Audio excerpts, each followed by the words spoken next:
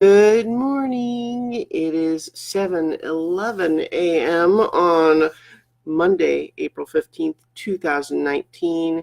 I'm Christiana Ellis, and here in South Korea, I just got up. This is 5 more minutes. Now, I'm sure a lot of you out there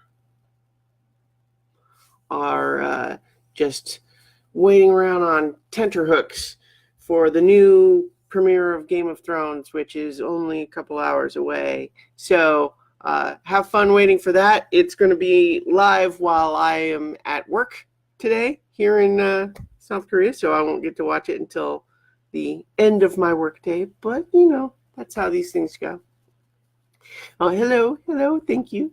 I was thinking today about some of the various bits of media and other activities that I participated in this weekend, and how being here in South Korea lets me do a lot of the things that I would be doing at home, but they almost all require extra steps or other sorts of compromises in various ways. For example, I was able to play a tabletop role-playing game with friends yesterday, and we streamed it on Twitch, and it was all worked, but the concessions needing to be made there are that the times where it lines up between people in the US and me here being, not in the middle of a workday means very limited time windows to perform. I'm having to work on a laptop instead of a, powerful PC with two big monitors. And so it kind of makes a lot of these pieces a little complicated. But we did play a game called For the Queen, which was a lot of fun. I'd heard about it on the One Shot podcast, and this was a game where it's very simple in principle, because it's just you choose a picture of a queen from a selection of cards that have a wide variety of sort of flavors of queen, so to speak, like, dark, scary ones or young, innocent-looking ones and that sort of thing, where you just take turns drawing cards that have questions on them, like what brings out the queen's kindness, or you believe that you are the queen's favorite, why does this worry you, and that sort of thing. And you just build a story around that queen. And we played, and it was lots of fun. As I predicted, the game's own estimate for how long it takes to play a game was way short for the way that I like to play games, which is that you elaborate with a lot of detail, and you don't have it just be very simple answers. Anyway, it was a lot of fun. You can actually see that we posted that onto YouTube. But the other thing that I tried to Twitch stream was talking about Survivor, which something or other just completely borked the video. And so although I was able to recover the audio of it for the audio podcast, the video is just unusable, and that's very frustrating. Also frustrating, but for, on my own fault, was that apparently the episode that I recorded just before leaving for Korea, I never got that actually posted to the podcast feed. And so when I went to post the new one, it's like, whoops, it's been a month since I posted something, because my every 2 weeks schedule was already compromised, but I actually just forgot to post the last one. So apologies to anyone who actually listens to talking about Survivor.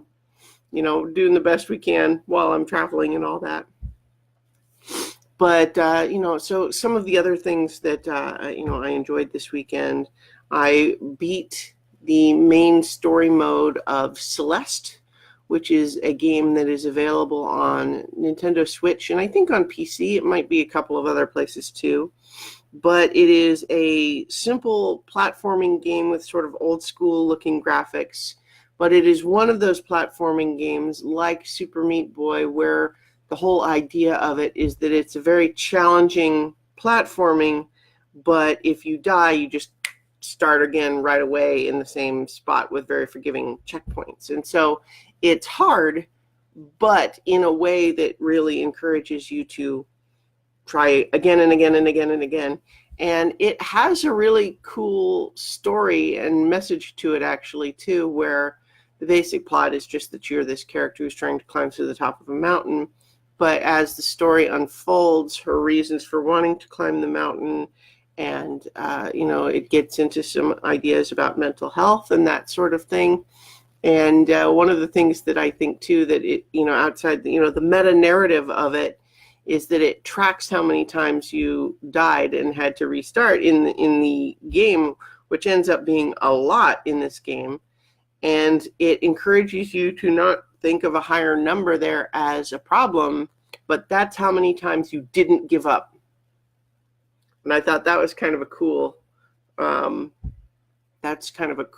concept for tracking that. And so I beat the main story mode of that game and really enjoyed it. It was challenging, if you're not especially good at platformers, it could be frustrating, but if you feel like that's the kind of game you could enjoy, I definitely recommend it. And then last but not least, I know that the Criterion channel, which is a streaming service, has recently launched, and I decided to check it out with the free trial, and haven't really enjoyed it for the limited amount of time that I've experienced it so far, which is to basically just watch 2 movies from their Columbia Noir curation collection. Part of the whole theme for this Criterion streaming is that it is a bunch of movies, but they're curated. It's not a case of let's just dump a big library in there, but let's have people who actually care about film make like playlists, so to speak. And I thought that's kind of a neat idea. So Columbia Noir is basically, it's a bunch of film noir movies made by, the Columbia Pictures, but the first 2 of them, at least, are already very different from what you might think of with noir, which is, a classic Sam Spade, detective stories. And those are great, but this kind of focuses more on some of the other parts of noir. And so the first 2 that I watched, My Name is Julia Ross, and, oh God, I'm blanking on the title of the other one. But I hadn't even heard of either one. And so that was kind of a pleasant surprise to have a movie that, movies that I enjoyed that I had never heard of before presented to me, and I watched them and I enjoyed that. So, I'm going to try to continue exploring that channel a bit more, but that's kind of where I'm at for this morning. So I've got to go ahead and get ready for work. But in the meantime, I'll talk to you all tomorrow for 5 more minutes. Don't stay up too late watching Game of Thrones now.